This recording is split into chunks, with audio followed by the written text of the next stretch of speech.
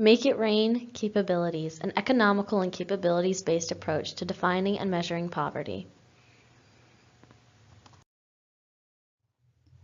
Close your eyes and imagine. What do you think people suffering from poverty look like?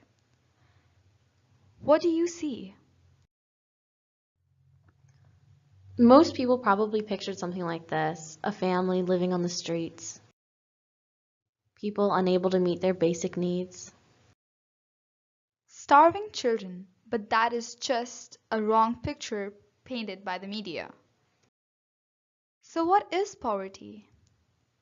Poverty is a condition in violation of human dignity where an individual experiences hardships due to a lack of economic resources and/or capability.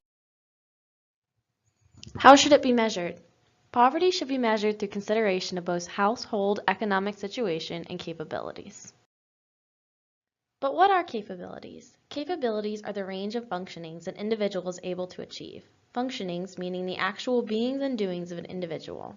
Capabilities are essentially the opportunities available for an individual to choose from, whether or not they fulfill the full potential of those capabilities.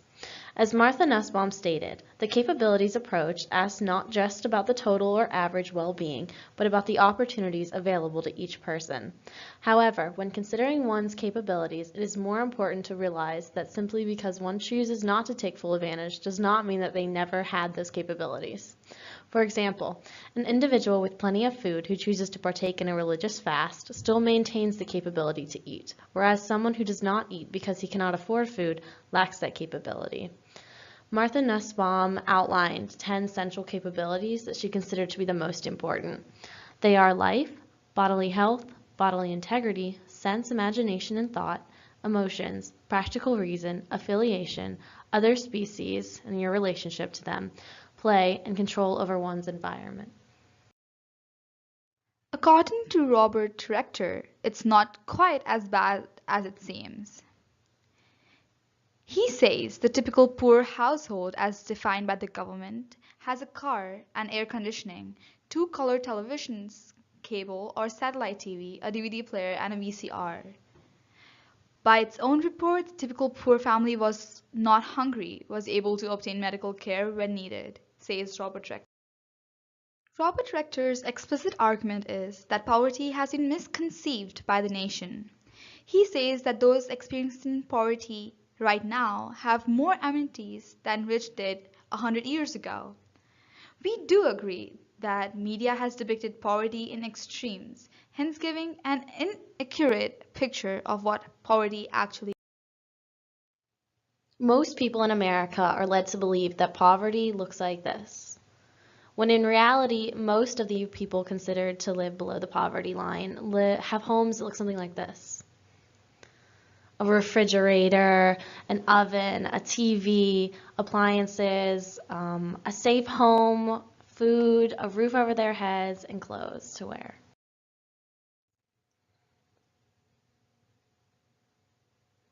What Robert Rector thought that poverty is was extreme poverty, where people are unable to meet their basic needs of food, clothing, shelter, and utilities. Robert Rector's implicit argument is this. He says that those who have more amenities should not be considered impoverished. But we do not agree with this, as just having amenities does not give the whole picture. It fails to consider the actual facts. Maybe these people were not always in poverty and they had a change in economical situation. It also fails to consider how did they actually receive these amenities. It can be the case that they rented a house which came with all these amenities, or that they were given these amenities by the church as a charity. And another thing that it fails to consider is that if they would be able to afford the repairs on these amenities, if their car breaks down, will they be able to fix it? Do they have the additional expense to go the extra mile? The government currently measure poverty through use of the official poverty measure, or OPM. This measures the gross annual pre-tax income of each individual household. The government has set the poverty line by determining that each family needs to earn 3 times the amount that is assumed they spend on food. Each year, this amount is adjusted for inflation according to the Consumer Price Index. But this measurement is not perfect and has some drawbacks of its own. It is an outdated measurement from the 1960s, and people nowadays spend a lesser percentage of their income on food, unlike in 1960s.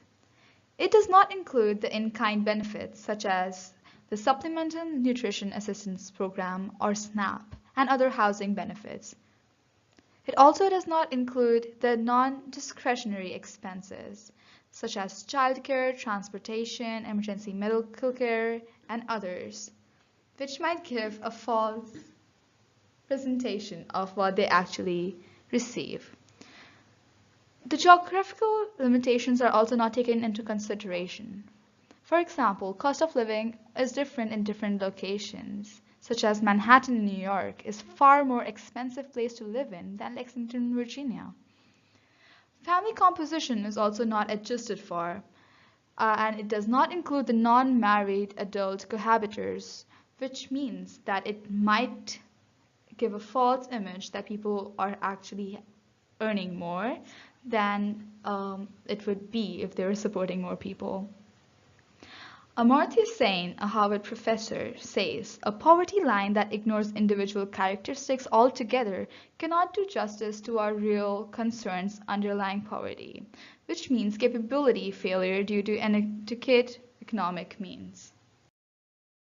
An example of the OPM and some of its flaws. Imagine a poverty line set at $12,000 of annual income for a family of 3. George makes $10,000 a year, is supporting a cohabiting partner with no job, has no welfare benefits because he didn't know to apply even though he qualifies, has 2 kids, is diabetic, and pays for daycare. Whereas Bob also has an annual income of $10,000, but he receives $3,000 from SNAP, has 2 kids, same as George, but is healthy, and his grandmother lives in town and watches the kids for free, and he has no cohabitors to care for. According to the OPM, both these men are living at the same level. But in actuality, George is doing a lot worse than Bob, for he's only bringing in $10,000 with extra expenses, whereas Bob doesn't experience that and gets more money from government benefits.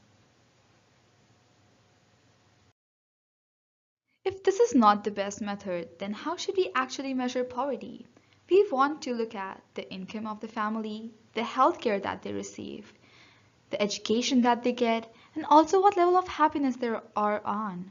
So what is the best method to do that? We have divided the measurement of poverty into 2 parts. The first one is going to look at income, spending, and the economics of the family and would be measured using the SPM. And the other part is the capability, which will look at the health, education, and the pursuit of happiness. The alternative way to measure poverty from the OPM is the Supplemental Poverty Measure, the SPM. As poverty is about more than just income, the Census Bureau started measuring more economic aspects of a household, the SPM. It included more than just the income of the household to better understand their economic situation.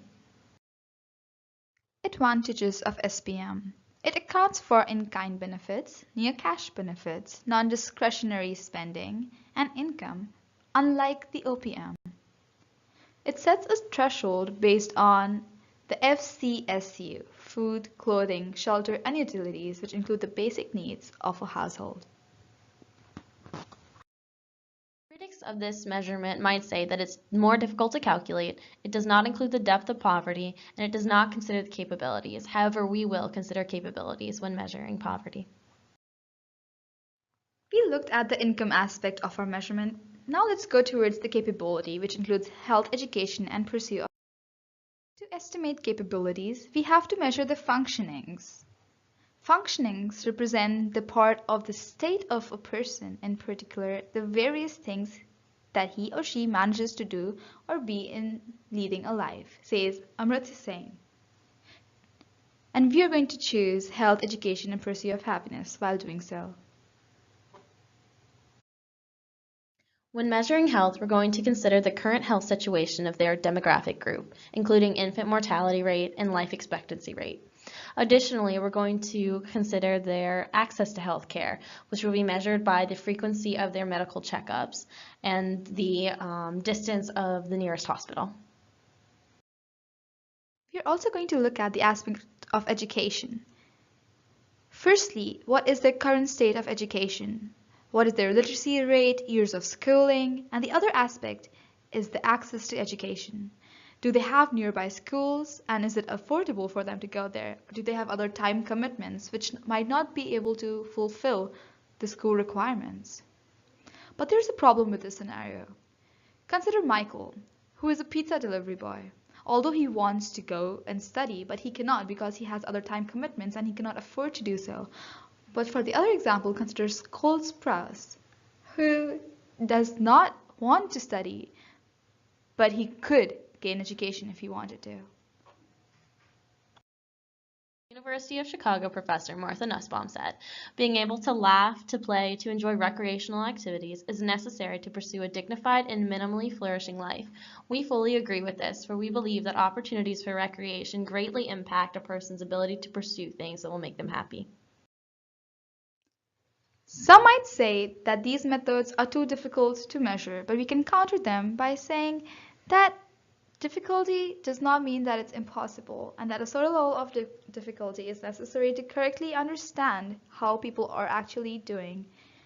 We do not include social exclusion as one of our measurements because it is a symptom and not a cause. Some people might say that happiness is difficult to measure because it is very subjective, but we would actually measure the functioning of happiness and if they have the capability to access avenues to experience happiness and not their actual happiness. And some also might say that under the table income is not included in these measurements, but we would account for their spending, which would also account for their income. Thank you. Thank you.